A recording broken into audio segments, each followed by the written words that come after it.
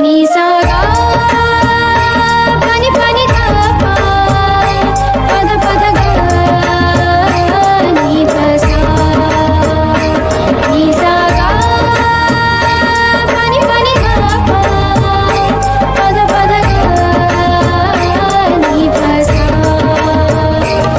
ही गाथा अस्तित्वाची शौर्याची पराक्रमाची ही गाथा अस्तित्वाची शौर्याची पराक्रमाची या मातीमधल्या कणाकणातील मौल्यवान रत्नांची या मातीमधल्या कणाकणातील मौल्यवान रत्नांची कर्तृत्व इथे गगनाला भिडे परिमोल जाणून ठेवू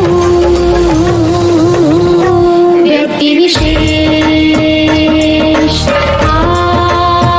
नमस्कार, मी आर.जे. निशा स्पेक्ट्रम अकॅडमी पुरस्कृत रेडिओ MPSC गुरुच्या व्यक्तिविशेष या सत्रात तुम्हा सर्वांचे सहर्ष स्वागत करते. विद्यार्थी मित्रांनो, आपण व्यक्तिविशेष हे सत्र नेहमी ऐकत असतो. त्यामध्ये आपण सामाजिक, कला, विज्ञान, क्रीडा अशा सर्व प्रकारच्या क्षेत्रांमध्ये ज्या व्यक्तींनी त्यांची उल्लेखनीय कामगिरी बजावली आहे व त्यांच्या कामगिरीचा सर्वत्र ठसा उमटवला आहे अशा सर्व थोर आणि महान व्यक्तींची जीवनगाथा आपल्या व्यक्तिविशेष या सत्रात जाणून घेत असतो. तर श्रोते हो, आजही आपण एका थोर, पराक्रमी, शूर आणि संयमी योद्धाचे संपूर्ण जीवन जाणून घेणार आहोत, ज्यांच्या पराक्रमाच्या गाथा आजही आपल्याला प्रेरणा देतात आणि आजही ते व्यक्तिमत्व आपल्यासाठी एक आदर्श व्यक्ती म्हणून सतत उभं राहतं. चला तर मग आज आपण जाणून घेऊया अशाच एका थोर आणि महान व्यक्तीची जीवनगाथा, ज्यांचे नाव आहे छत्रपती संभाजी महाराज. विद्यार्थी मित्रांनो, छत्रपती संभाजी महाराजांचा जन्म 14 मे 1657 रोजी किल्ले पुरंदर येथे झाला. राजपुत्र असल्यामुळे रणांगणावरील मोहिमा आणि राजकारणातील डावपेच यांचे बाळकडू त्यांना बालपणापासूनच मिळाले. संभाजी महाराजांच्या आई महाराणी सईबाईंचे निधन महाराज लहान असतानाच झाले. त्यानंतर पुण्याजवळील कापूरहोळ गावची धाराऊ ही स्त्री त्यांची दूध आई बनली. संभाजी महाराजांचा सांभाळ त्यांची आजी राजमाता जिजाबाई यांनी केला. त्यांच्या सावत्र आई पुतळाबाई यांनी देखील त्यांच्यावर खूप माया केली. मात्र त्यांची सावत्र आई सोयराबाई यांनी संभाजी महाराजांना पोरकेपणाने वागवले. तसेच संभाजी महाराजांच्या राजकीय कारकिर्दीत ढवळाढवळ करण्याचा प्रयत्न केला. अनेक ऐतिहासिक नोंदींप्रमाणे संभाजी महाराज अत्यंत देखणे आणि शूर होते. त्याचप्रमाणे ते अनेक भाषांमध्ये विद्याविशारद व अत्यंत धुरंधर राजकारणी होते. राजकारणातील बारकावे त्यांनी अगदी भराभर आत्मसात केले होते. मुघल दरबारातील घडामोडी आणि राजकारण त्यांना लहान वयातच कळले, तर त्यांना भविष्यात उपयोग होईल या विचाराने छत्रपती शिवाजी महाराजांनी त्यांना आग्रा भेटीच्या वेळी बरोबर नेले होते. त्यावेळी संभाजीराजे अवघे 9 वर्षाचे होते. शिवाजी महाराज कैदेतून निसटल्यानंतर स्वराज्यापर्यंतची धावपळ छत्रपती संभाजीराजांनी सोसू नये आणि त्यामुळे त्यांना काही काळ सुरक्षित ठिकाणी ठेवणे गरजेचे होते. याच कारणामुळे छत्रपती शिवाजी महाराजांनी त्यांना मोरोपंत पेशव्यांच्या मेहुण्यांच्या घरी मथुरेला ठेवले. मुघल सैनिकांचा संभाजीराजांच्या मागचा ससेमिरा थांबवण्याच्या उद्देशाने छत्रपती शिवाजी महाराजांनी संभाजीराजांचे निधन झाल्याची अफवा पसरवून दिली. ते सुरक्षितपणे महाराष्ट्रात पोहोचल्यानंतर काही काळाने छत्रपती संभाजी महाराज सुखरूपपणे स्वराज्यात येऊन पोहोचले. यापुढे जाणून घेऊया महाराजांचे तरुणपण. इसवी सन 1674 मध्ये छत्रपती शिवाजी महाराजांचा राज्याभिषेक झाला. तोपर्यंत छत्रपती संभाजीराजे राजकारणातील लहान बारकावे आणि रणांगणातील डावपेचांमध्ये तरबेज झाले होते. त्यांच्या विनम्र स्वभावाने राज्याभिषेकासाठी रायगडावर आलेल्या प्रतिनिधींना त्यांनी आपलेसे केले. छत्रपती शिवाजी महाराजांचा राज्याभिषेक झाल्यानंतर 12 दिवसातच जिजाऊंचे निधन झाले होते.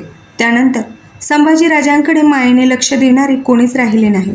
त्यावेळी छत्रपती शिवाजी महाराज स्वराज्याच्या राजकारणातील आणि रणांगणावर गुंतले होते. तरुण संभाजीराजांचे शिवाजी महाराजांच्या दरबारातील अनुभवी मानकऱ्यांशी अनेकदा मतभेद होऊ लागले. संभाजी महाराजांचा अमात्य अण्णाजी दत्तोंच्या कारभाराला सक्त विरोध होता. छत्रपती शिवाजी महाराजांनी अण्णाजी हे अनुभवी आणि कुशल प्रशासक असल्यामुळे त्यांच्या भ्रष्ट कारभारांकडे अनेकदा दुर्लक्ष केले. पण संभाजी महाराजांना ते मान्य नव्हते. त्यांना त्या गोष्टी अत्यंत कठीण जात होत्या. अण्णाजी दत्तो आणि इतर अनुभवी मानकरी संभाजी महाराजांच्या विरोधात गेले. दरबारातील काही मानकरी संभाजी महाराजांना अपमानास्पद वागणूक देऊ लागले आणि हे केवळ अण्णाजी दत्तोंच्या सांगण्यावरून केले. त्यांच्या विरोधामुळेच त्यांना छत्रपती शिवाजी महाराजांबरोबर दक्षिण हिंदुस्थानच्या मोहिमेवर जाता आले नाही.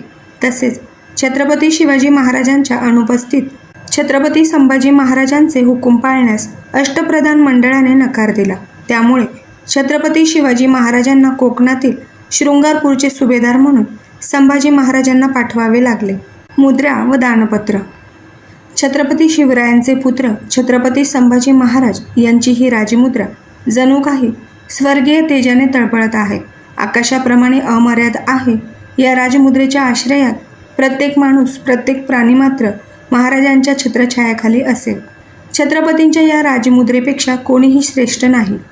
छत्रपती संभाजी महाराजांना साधू संतांबद्दल आदरभाव होता. ज्येष्ठ मांत्रिक कुडाळ ग्राम निवासी नामदेव भट्टपुत्र बाकरे शास्त्री यांना करून दिलेल्या संस्कृतमध्ये दानपत्रावरून त्यांचा आदरभाव कळतो. छत्रपती संभाजी महाराजांना राजपद हे महत् प्रयासाने प्राप्त झाले होते. छत्रपती संभाजी महाराजांच्या कारकिर्दीत मराठी राज्याचा अंमल गोमंतक परिसरात सुरू झाला. तेव्हापासून व्यापारी माणसांकडून घेण्यात येणारा अंगभाडे कर संभाजी महाराजांच्या आज्ञेने माफ करण्यात आला. शूर छत्रपती संभाजी महाराज यांच्या पराक्रमाची प्रचिती आपल्याला अनेकदा इतिहासातून येतेच.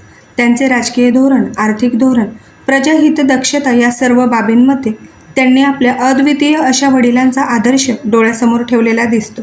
याप्रमाणेच त्यांच्या धार्मिक धोरणावरही छत्रपती शिवाजी महाराजांचाच ठसा कोरलेला आढळतो. विद्यार्थी मित्रांनो, आज दिनांक 14 मे आणि आज छत्रपती संभाजी महाराज यांचा जन्मदिन आहे. सर्वप्रथम स्पेक्ट्रम अकॅडमी पुरस्कृत रेडिओ MPSC गुरुच्या मंचाकडून व आपल्या सर्वांच्या वतीने महाराजांना विनम्र अभिवादन व शतशत नमन. महाराजांच्या जन्मदिनानिमित्त आपण त्यांचा संपूर्ण जीवन प्रवास व जीवनगाथा नुकतीच जाणून घेतली आहे आणि मला खात्री आहे की ही माहिती तुम्हा सर्वांना नक्कीच आवडली असेल. याबद्दल तुम्हाला जर काही अभिप्राय द्यायचे असतील तर त्यासाठी आमचा व्हॉट्सअप क्रमांक आहे 8698 8698 80 म्हणजेच 8698869880. त्याचप्रमाणे तुम्ही मेसेज किंवा ऑडिओ स्वरूपातही तुमचे फीडबॅक आमच्यापर्यंत पोहोचवू शकता. तर श्रोते हो, यापुढेही हे सर्व कार्यक्रम असे सुरू राहतील. तत्पूर्वी मी RJ निशा तुम्हा सर्वांची रजा घेते. पुन्हा भेटूया आपल्या व्यक्तिविशेष या सत्रात आणि जाणून घेऊया अशाच एका थोर आणि महान व्यक्तीची जीवनगाथा. धन्यवाद.